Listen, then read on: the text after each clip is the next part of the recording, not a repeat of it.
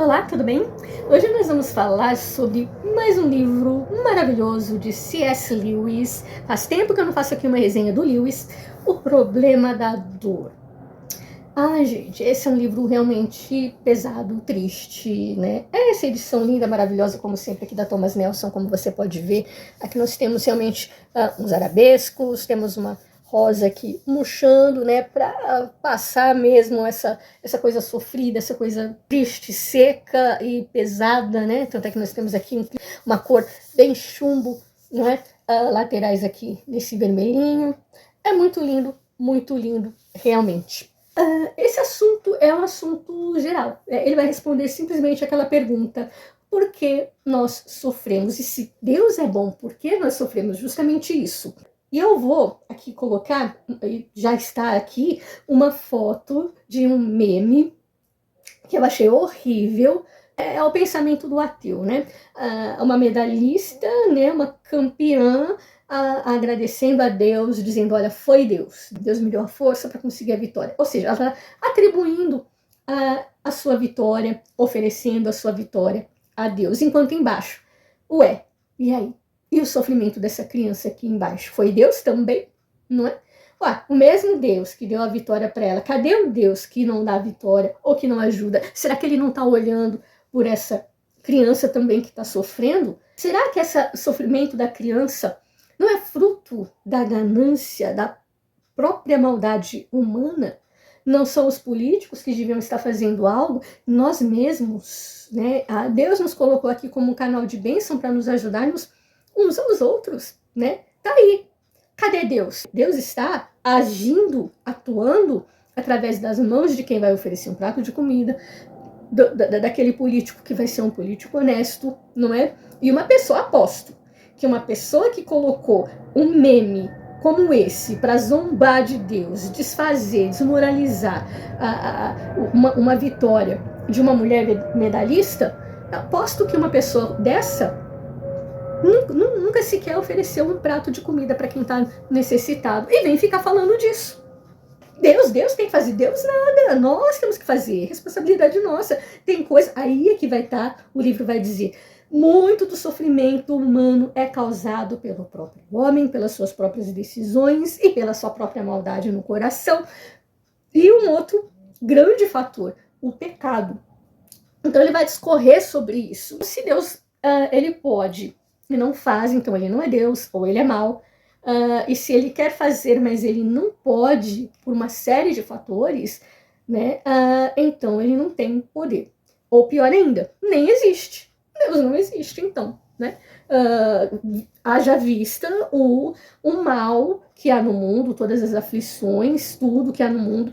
Então, se eu venço uma medalha, se eu ganho uma medalha, é pelo meu próprio esforço, é porque eu trabalhei, é porque eu treinei. Então, Deus não tem nada a ver com isso, foi eu. E Deus não existe porque, se Deus existisse, ele cuidaria das mazelas do mundo, todas. Seja fome, seja doença, sejam desastres e o que for. Mas veja bem, no mundo, Deus disse que, Jesus Cristo nos disse que no mundo nós teríamos aflições, mas que era para a gente aguentar firme. Ele venceu o mundo e nós vamos vencer com ele. Ou seja, no mundo nós vamos ter aflições. O sol nasce para o justo e para o injusto. Só que a tempestade também vem para o justo e para o injusto, não é? Ou seja, os problemas vêm para todos nós. Aí é que tá, aonde você edificou a sua casa? Para quando vir a tempestade ela não desmoronar. Sofrer nós vamos, né? Passar por lutas nós vamos, mas o cristão ele permanece firme. Já o ateu, ele só vai realmente colocar para fora tudo aquilo que ele já tem no coração dele, né? Ele só vai externar para todo mundo. Olha, Deus não existe porque eu tô passando por isso, por isso. Essa é a grande diferença do justo e do injusto. E veja bem, então o homem ele provoca o seu próprio mal muitas vezes, né? As suas próprias dores, é consequência dos nossos atos, é consequência também da queda, do pecado, seja um pecado que nós cometemos, né? Eu cometi um pecado, seja consequência da queda, do pecado original, ou seja, o mal vem, né? Porque existe o pecado no mundo, o pecado entrou no mundo, né? Então, essas são algumas das causas. É claro que quando a gente está sofrendo, não nos cabe, a dor dói. E quando a gente está doendo, a gente não pensa assim, ai meu Deus, a gente questiona mesmo, Deus, por que eu? Por quê? Por quê? Se o Senhor pode, por quê? E a gente resume tudo isso a essas duas frases, e o Lewis fala, cuidado com isso, cuidado quando você reduz tudo, mas Deus pode. Ai, mas eu tenho um câncer, não me curou, não sei o que, Deus não me curou. Então, poxa, Deus não me ama porque ele não me curou, porque ele não quis, porque ele pode, né? A gente, infelizmente, a gente tem, na hora da dor, a gente tem essa tendência. Olha, né? Deus pode, por quê? Não é? Então, Deus nos colocou como canal de bênçãos também para aliviar as dores uns dos outros. Sabe aquele negócio, tudo coopera para o bem? A dor não era projeto de Deus para o homem, mas a partir do momento em que a dor entrou no mundo, quando eu vejo uma pessoa sofrendo e eu posso acalentar, eu posso orar, eu posso falar, eu posso, sei lá, se o problema dela é financeiro, se eu posso ajudar financeiramente, eu estou tendo uma oportunidade diante de Deus de crescer, não é? É uma oportunidade que Deus está dando para que eu seja as mãos dele, trabalhando para ajudar a amenizar a dor do próximo. Porque não tem jeito, enquanto estamos no mundo, nós teremos dores e aflições. E enfim. Mas Deus pode livrar? Pode. Muitas vezes ele faz milagres e faz ainda. Faz, é claro. Né?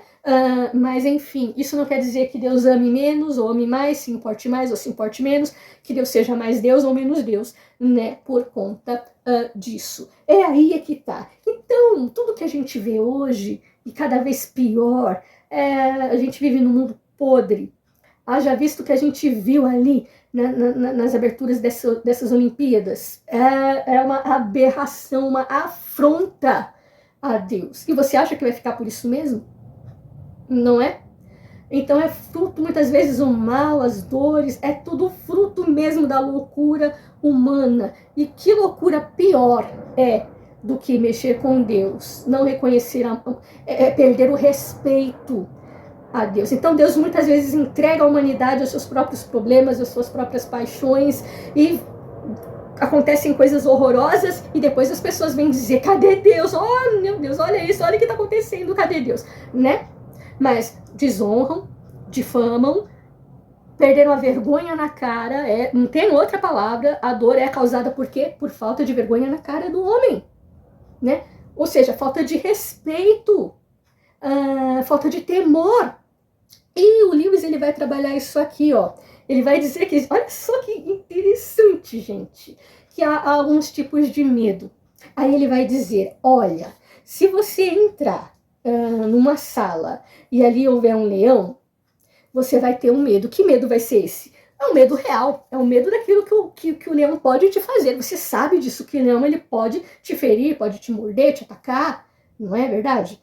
Então você vai ficar com o pé atrás, você não vai entrar naquela sala frente a frente com o leão, você vai correr dele, porque você tem esse medo. Então muitas vezes o medo é bom, é aquilo que te faz recuar, é aquilo que te dá noção do perigo.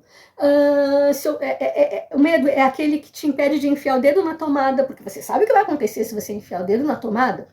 É verdade ou não é? Então é isso. Então muitas vezes a gente perdeu o medo. O homem perdeu o medo, o homem perdeu o respeito. Total. De toda forma. Então olha só que interessante. Então ele diz, se houver um leão, você vai ter um medo real de que ele te ataque. Existe um outro medo. Se eu disser que nessa sala, ao invés de um leão, tem um fantasma, que medo você vai ter desse fantasma? Ora, é o medo, sei lá, não do que ele possa tanto fazer, mas é o medo do desconhecido, do sobrenatural, aquela coisa estranha, é um desconforto, é um medo que gera um desconforto. Ou medo de barata, por exemplo. Se eu ver uma barata, eu não fico no mesmo lugar, né? Enfim, e existe um outro tipo de medo que ele chama aqui de luminoso. Eu até escrevi aqui, ó, porque eu achei interessante. Eu não vi essa expressão nunca na minha vida, em nenhum outro lugar Mas ele fala assim, pelo que ele escreveu, é uma coisa que eu aprendi a minha vida toda, assim, como temor reverencial. Eu vou aqui chamar, inclusive, de temor reverencial, porque ele vai descrever esse negócio de luminoso, não é? Como se fosse algo diferente, é algo sobrenatural, algo tão grande que você é tomado por aquilo e não te cabe outra alternativa senão dizer, nossa, isso é muito maior do que tudo, é muito maior do que eu. É aquilo que Pedro sentiu quando caiu no chão, se ajoelhou e disse, se afasta de mim, porque eu sou pecador. Se você se aproximar, isso é tão grande, é tão maravilhoso, não fica aí, porque eu sou pecador, eu vou ser, sei lá, fulminado por esse poder, por essa glória. É esse temor reverencial. Olha só, não chega perto de mim, eu sou pecador. Olha isso, esse reconhecimento desse poder, dessa coisa tão grande. Ele vai chamar isso de luminoso, que eu vou chamar de temor reverencial, que foi o que eu aprendi a vida toda, né? Que é justamente isso. É o medo, é essa glória, essa coisa que lá no Antigo Testamento vai falar, que é quando o templo se encheu, mas se encheu de uma tal forma que ninguém conseguia entrar. Quem ministrava, os sacerdotes não conseguiam ficar de pé, porque a glória era pesada, era densa, sei lá, era um negócio estranho. Eles não conseguiam ficar nem de pé. Né? Tamanha era a glória, tamanha aquilo que encheu aquele lugar. Né? Esse é o temor reverencial diante de Deus, é algo que é tão grande que não nos cabe outra alternativa senão adorar, senão dizer, olha, eu me rendo. Né? E aqui não cabe deboche, não é? Então falta vergonha na cara, falta medo, falta esse temor reverencial nas pessoas, né? E quando você não tem isso, quando você não se submete, quando você não tem medo do perigo, você tá sujeito ao perigo. Aí eu vou contar uma historinha, né? Como ele falou do leão, que eu achei tão interessante, eu vou contar uma história aqui do Stephen King, é muito legal. Tem um conto do Stephen King chamado Aqui há Tigres. E é bem isso. Uma criança, ela pede para ir ao banheiro, ela está numa sala de aula, professora, eu preciso ir no banheiro. Ela vai ao banheiro. Só que quando ela abre a porta do banheiro, o que tem lá dentro? Um tigre. Igualzinho o exemplo aqui do Lewis. Existe um tigre. A criança vai entrar? Não. Por quê? O que foi falado aqui? Medo real de alguma coisa que possa te acontecer. Ela não entra. Aí o que acontece?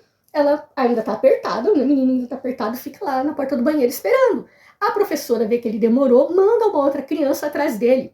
Esse menino chega e diz, vamos embora, a professora tá te chamando, né? E aí, vai no banheiro? Não foi no banheiro? Ah, eu tô apertado, mas eu não fui no banheiro porque lá dentro tem um tigre. Aí o menino, como é que é? Não, tem um tigre. Ah, tá de brincadeira. Ah, eu vou lá no banheiro e depois você vai também e nós vamos voltar. Aí o menino entra e ele diz, não entra, pelo amor de Deus, tem um tigre lá, eu tô te falando. E o moleque, não. Ele entra no banheiro. Aí o que acontece? Né? Aí você já imagina o que aconteceu com o menino, né? Tipo, ó, eu te avisei, não avisei? Né? Não avisei, o perigo tava aí, na cara, te avisei. Aí o que acontece?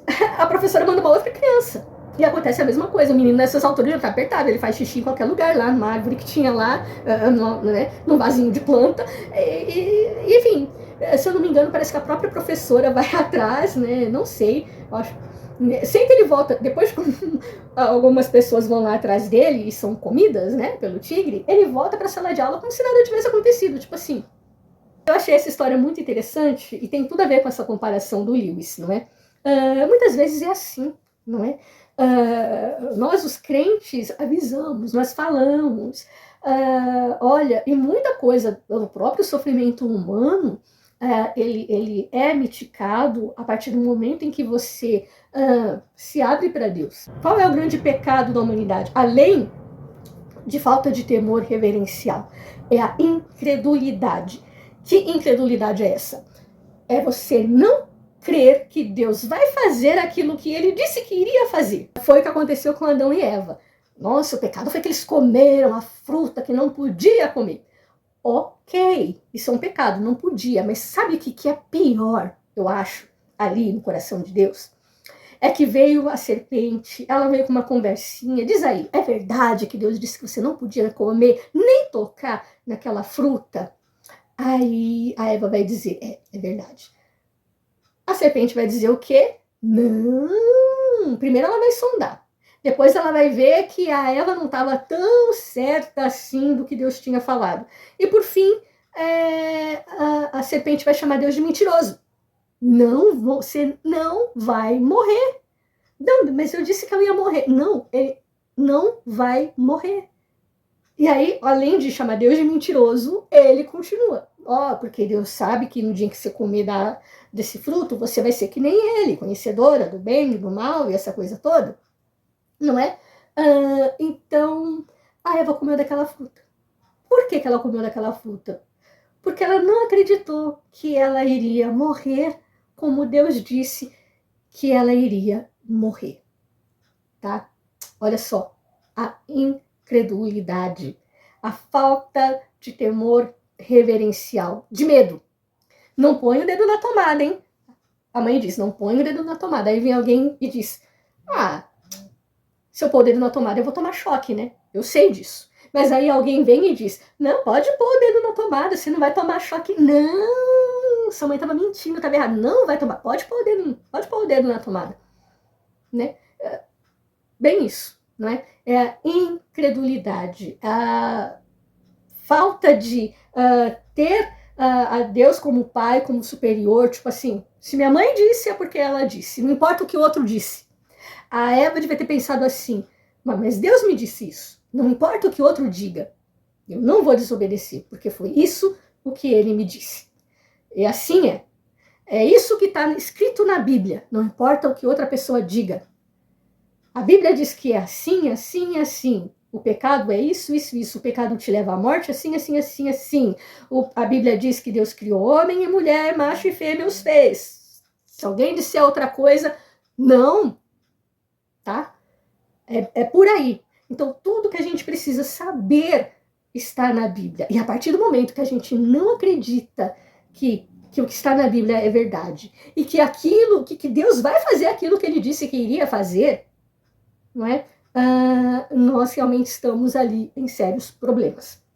Então, acho que essa é a grande mensagem. Teve um outro meme também que eu achei idiota, né? Tipo assim, uma mulher... mas olha só, os ateus adoram essas coisinhas, né? Olha só, a moça que morreu no acidente do avião que teve aí, teve um áudio dela, ela orou, ela pediu a Deus, ela estava orando, era uma crente, com certeza, ela estava orando a Deus naquele momento. E aí, Deus não ouviu? Cadê Deus? Não é? Ela não é crente, ela não é filha de Deus, e morreu. E ela orou, e aí? Cadê Deus? Enquanto isso, uma outra lá estava agradecendo a Deus, por quê? Porque aconteceu alguma coisa lá e ela acabou não embarcando nesse avião em que ela deveria ter embarcado. E por conta disso não morreu. E aí? Deus salva uma, não salva outra, e Deus é mais Deus por causa disso, menos Deus por causa disso. E aí, gente, é toda uma coisa que não nos cabe. Não cabe a mim, não cabe a você. Enfim, o que a Bíblia diz, o que nos cabe é rir com os que... se alegrar com os que se alegram, chorar com os que choram. Chorar, sofrer, mas ao mesmo tempo agradecer a Deus pela vida daquela serva que nessa hora está ao lado de Deus. Não é uma derrota, é uma vitória. Então a gente fica triste, mas ao mesmo tempo a gente agradece a Deus. Né? Então a gente chora por isso. E eu me alegro porque a outra lá que deveria ter ido no avião não foi e foi salva. Ora, foi um livramento. Glória a Deus pelo livramento também. Não é? Se alegrar com os que se alegram. Nossa, eu me alegrei com a moça porque ela ganhou ali a medalha, e não só porque ela ganhou a medalha, mas sabe por que eles estão revoltadinhos? Porque quando ela ganhou a medalha, ela fez lá o sinal, Jesus é o caminho, a verdade e a vida, tá? Então eu me alegro por isso, e me alegro mais ainda de ela ser uma mulher de Deus, e naquele momento ter não só glorificado a Deus e ter passado ali, transmitido uma palavra de bênção para as pessoas, o mundo todo viu, Jesus é o caminho, a verdade e a vida. Eu me alegro com isso. Me entristeço pela criança que está ali sofrendo, mas ciente também de que aquele sofrimento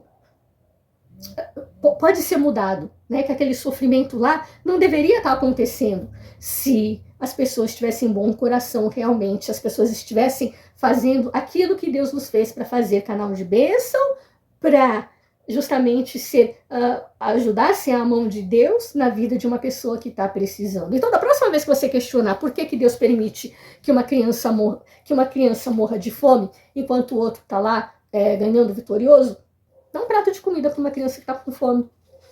É só isso que eu tenho a dizer. Ele vai falar também do inferno, é claro. Ele vai chegar e vai dizer, olha, o inferno é um lugar que existe, e ele é terrível, e foi criado para o diabo e os seus anjos. E aí a gente se questiona também, como é que um Deus bom, se ele é bom, como que ele criou um lugar tão terrível? E ele vai falar do céu, que é a recompensa final dos justos. Inclusive, o livro já vai começar com uma frase que eu acho que já dá todo o tom, né, do pensamento dele. Olha, o Filho de Deus sofreu até a morte, não para que os homens não sofressem, mas para que os sofrimentos deles fossem iguais aos seus. Quer dizer que ele sofreu as nossas feridas, as nossas dores. Na cruz ele morreu por nós, ele sofreu igual a nós. Então todo sofrimento que você sofreu na vida, pensa, ué, Jesus também sofreu, né? Sofreu humilhação, sofreu morte, sofreu todo tipo de coisa, perseguição. Então, cada vez que você se sentir mal, se sentir em alguma situação difícil, pensa também, Jesus também sofreu. Olha, o próprio Filho de Deus passou pela dor. O próprio Filho de Deus sofreu. Como é que nós não vamos sofrer, né? Nós estamos nesse mundo. Então é bem isso.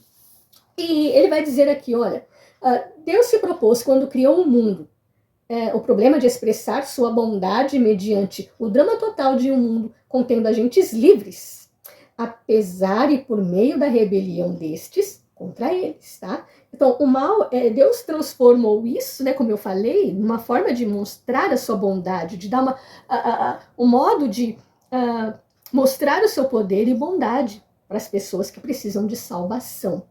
O que é salvação? O que seria salvação, né? Se não tivesse havido o pecado, nós não precisaríamos de salvação. Mas olha o que é isso. Imagina que você está indo num trem, e esse trem em alta velocidade passando por uma ponte, essa ponte quebrada, né? Sabe aquele filme do Superman? Então tem uma ponte quebrada. O que vai acontecer? Em alta velocidade o trem ele vai cair. Cara, é automático. Deus não precisa fazer nada. Não precisa ficar mandando, condenando ninguém pro inferno. Ó, você já tá, ó, destinado, já tá caindo. É o seu destino final. Se nada acontecer, se não vier o super-homem lá e estender os braços e unir uma ponte de um lado a outro, né, que nem no filme do Superman, para que ó, o trem possa passar de um lado a outro da ponte, né? Porque a queda fez isso, a queda quebrou essa ponte, né? O pecado, quando entrou no mundo, ele quebrou essa ponte. Então, o que Jesus veio fazer? Justamente isso. Isso que se chama salvação. É salvar de algo que vai acontecer iminentemente se nada for feito. Então, tudo. Por que do sofrimento? Por que de catástrofes climáticas e tal? Gente, a Bíblia diz que tudo se foi corrompido. A própria natureza geme com dores de parto, aguardando o quê? A nossa redenção. Que Deus estabeleça as coisas, né? Por quê? Porque a natureza também sofre, a natureza também geme. Muito do sofrimento humano também, é claro, se dá por conta da queda, né, do pecado. E é isso. O Lewis vai terminar, por fim, né, falando sobre como é, então, ser esse instrumento nas mãos de Deus, como é pregar, como é viver nesse mundo corrompido sem se corromper, não é? Inclusive fazendo a vontade de Deus, mortificando o seu eu a cada dia. É você fazendo, servindo a Deus naquilo que você tem de melhor. E uma das coisas que o Lewis diz aqui que eu acho isso super interessante, que o que ele faz de melhor e o que ele mais tem prazer é escrever. Então, ele tem prazer em meditar na Bíblia, em meditar, em fazer pensamentos, e que esses pensamentos possam edificar a vida de outras pessoas, e enfim, né? Aí ele pensa, como é que eu acho que a vida cristã tem que ser uma vida de sacrifício. Como é que uma coisa que me dá tanto prazer pode ser agradável a Deus, pode ter alguma serventia para Deus? Porque isso para mim não é nenhum sacrifício, não é, é um prazer enorme, né? Ele ama escrever, é o que ele mais faz de melhor. Então, olha só o que ele diz.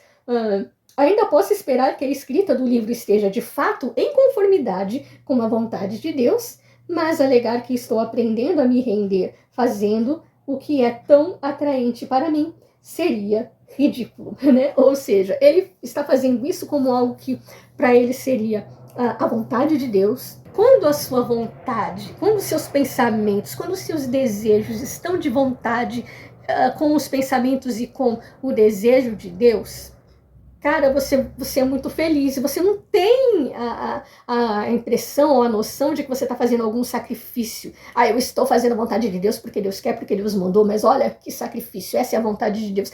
Mas muitas vezes a sua vontade, ela deve estar alinhada com a vontade de Deus, e quando isso acontece, coisas boas acontecem, não é? O milagre vem. Eu costumo falar, é o mesmo caso da Ana, né? O que a Ana queria? Um filho. O que Deus queria e precisava naquele momento? Bom, um profeta. Eu vou unir o útil ao agradável, né? Eu vou abençoar uma mulher que está querendo algo, dar a ela algo que eu também preciso. Deus já viu todas essas coisas. Eu vou dar um filho para essa moça, mas eu tenho um propósito para essa criança. Ou seja, ela mesma disse, se o Senhor me der, eu vou dedicar. E justamente era isso que Deus queria. Ele estava precisando de alguém. Ana dedicou aquela criança à vontade de Ana, juntamente com a vontade de Deus. O milagre então acontece. Então, muitas das coisas que acontecem na nossa vida, ou tem coisas que nós pedimos e que Deus não nos dá. Mas será que é porque a nossa vontade está alinhada com a vontade de Deus em primeiro lugar? Né? Nós temos que entender também que Deus responde sim, não, né? Espere. Ótimo, isso é para você agora e eu vou te dar agora, ou então não, eu não vou te dar, não é para você, não é a minha vontade, tá? Ou então, espere, não é para agora, você não tá pronto ainda, né? E enfim, é assim que Deus age, né? E tudo isso, quando a gente tá no dia a dia, quando a gente está passando por esse turbilhão de pensamentos e problemas, a gente às vezes não se dá conta, não é? Ana mesmo, nossa, o quanto ela sofreu, né? Foi maltratada, humilhada pela outra lá, e enfim. Nesse momento, eu com certeza nesse momento ela sentiu uma dor muito grande, mas só Deus sabia o que ele tinha preparado para ela, não é? Então, mesmo no momento da dor, a gente tem que aguentar firme, porque Deus tem coisas preparadas para nós. A gente não pode entender agora aquilo que a gente está passando, porque a dor dói, né? Tudo bem, e tá tudo bem. Você questionar, tá tudo bem, você tá triste, como a própria Ana, ela estava triste, né? Até o Elcana perguntou, olha, você tá triste, não tá comendo, não tá bebendo? Por quê? Ela estava triste, estava com o coração pesado, com certeza ela até questionou Deus, poxa, eu oro tanto, eu sou tão fiel, por quê? Por quê, Senhor? Por quê? Né? O Senhor não pode? Olha aí, né? Mas o Senhor não pode. E, enfim, e aconteceu, né? Porque a vontade dela estava realmente alinhada à vontade de Deus. Só acho que foi isso mais importante que eu aprendi com esse livro. E, enfim, que nós possamos alinhar as nossas vontades com a vontade de Deus e, principalmente, sermos a mão de Deus, né? Para aquele que está em dor, para aquele que está sofrendo. Fica aqui uma grande dica, uma leitura muito densa, o vídeo ficou longo com certeza, mas tem muito mais coisa aqui, é um livro curto até, mas tem muita coisa para você pensar e refletir, quando ele for falar do inferno, quando ele for falar do céu, tem muitas outras coisas, e isso foi o que eu tomei para mim, e eu espero que você tenha gostado, e até a próxima.